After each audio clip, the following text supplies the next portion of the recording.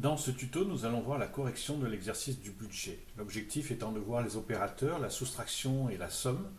On va voir également comment incrémenter et mettre en forme. Alors c'est parti.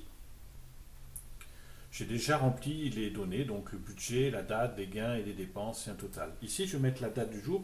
Contrôle point virgule pour ceux qui se rappellent. Donc contrôle point virgule me met la date du jour. Je viens ici. Je vais venir dans la cellule B4, je vais marquer des gains par exemple 100 dollars. Je viens dans les dépenses et je vais marquer 50 dollars de dépenses. Mon total, je vais faire une formule. Une formule commence toujours par égal et je vais lui faire celui-là plus, moins celui-là, justement. Enter, 50. Ici, je voudrais mettre la date de demain. Je peux faire contrôle point virgule. Je corrige 18 par 19. Et j'ai des gains, je vais marquer 200.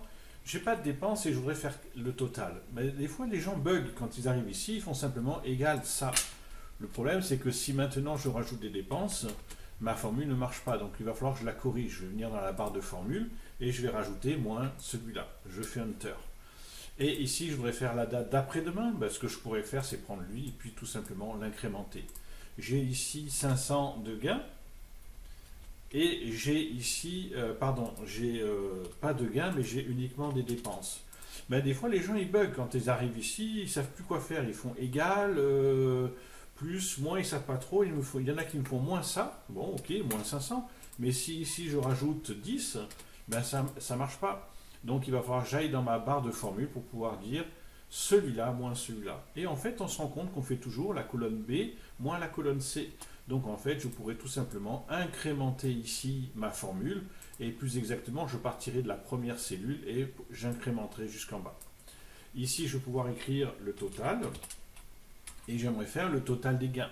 Pour ça, on a une fonction qui s'appelle la somme. Je vais écrire égale somme, ouvrir la parenthèse et je vais sélectionner ma colonne au complet. Je fais Enter. Ici, je vais pouvoir recommencer à faire la somme ou alors tout simplement je vais prendre ma petite poignée d'amour, je vais cliquer et glisser pour pouvoir incrémenter. Il ne me reste plus qu'à mettre en forme. Je vais sélectionner mon titre, je vais le fusionner, centrer, je vais mettre une bordure autour et puis je vais mettre une couleur, je vais changer la couleur. Je vais venir sélectionner tout ça et pareil, je vais pouvoir choisir ici une couleur et je vais pouvoir choisir une couleur. Et je vais en profiter pour les mettre au centre. Je sélectionne mes données ici pour pouvoir mettre le signe de dollar. Nous avons le signe de dollar qui est ici un petit peu plus loin, donc je les mets tous en dollars.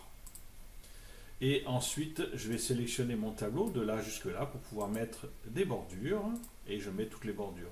Pour pouvoir différencier, je vais pouvoir mettre le total ici avec une bordure épaisse.